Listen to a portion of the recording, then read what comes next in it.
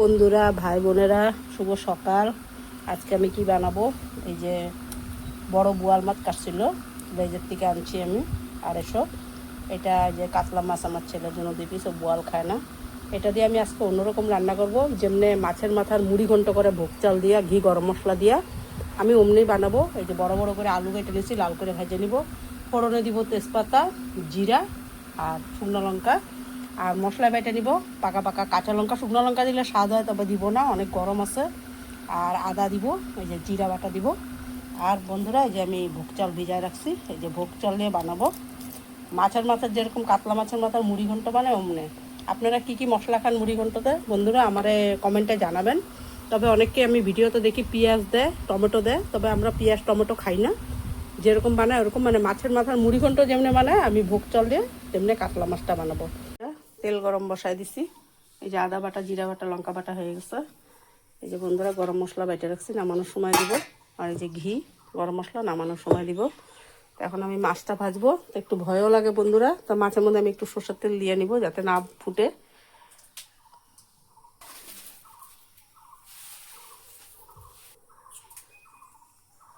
তখন মাছটাকে আমি মাইখে নিয়ে ভাজি করি, তবে বেশি কড়া ভাজবো না। এই রান্নাটা কোনোদিনও রান্নি নেই বন্ধুরা, এমনি মনের ইচ্ছায় রান্না করি, দেখি কেমন হয়। তবে ভালো লাগলে একদিন রানবো, আর একদিন কাতলা মাছের মাথা দিয়ে মুড়ি ঘন্ট বানানো দেখাবো। তো আমি একে একে মাছ ছেড়ে দিই।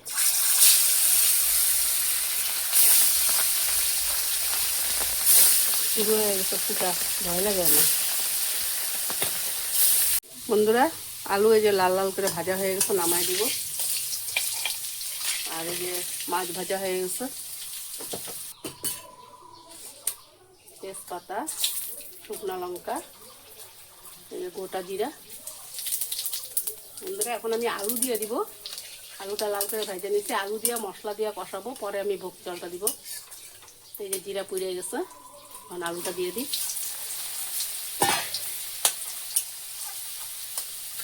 বন্ধুরা, এখন আমি যে মশলাটা দিয়ে দিব, আদা বাটা, জিরা বাটা, লঙ্কা বাটা।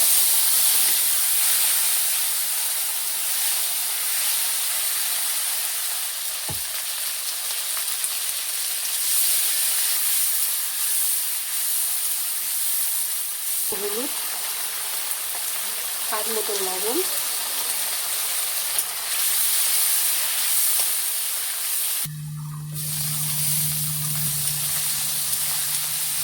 বন্ধুরা এখন তেল ছেড়ে গেছে, মশলা কষানো হয়ে গেছে। এখন আমি ভোগ চালটা দিয়ে দিব, তাহলে ভিজায় রাখা ভোগ চাল।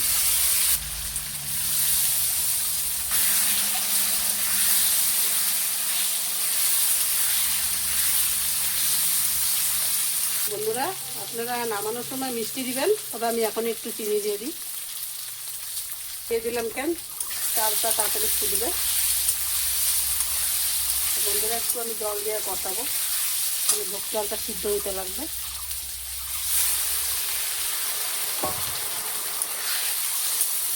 ভোগ চালটা সিদ্ধ হয়ে যাবে, আলুটাও সিদ্ধ হয়ে যাবে।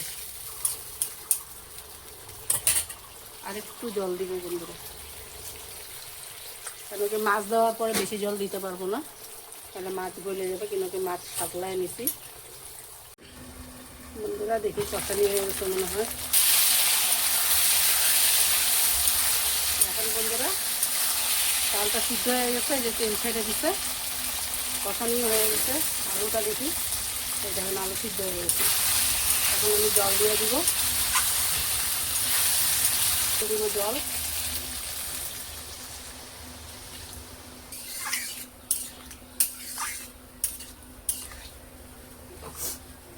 বন্ধুরা, 7 নম্বর মাছটা দিয়ে দিব।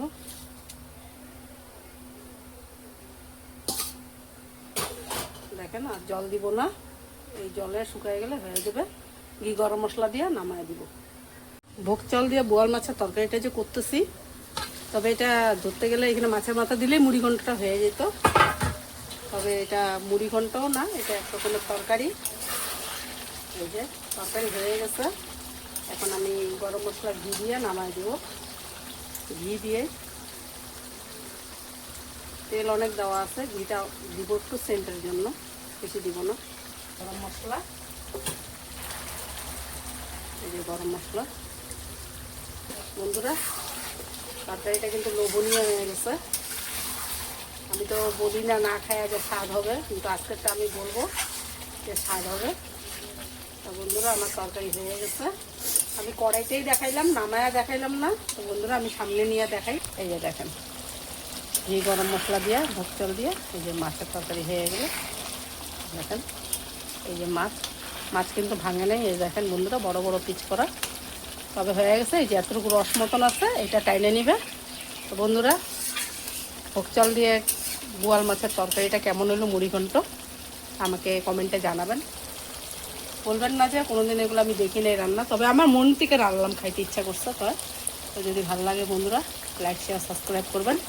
আজকে দুপুরের ভিডিও আমি এতটুকু রাখি। Bye bye.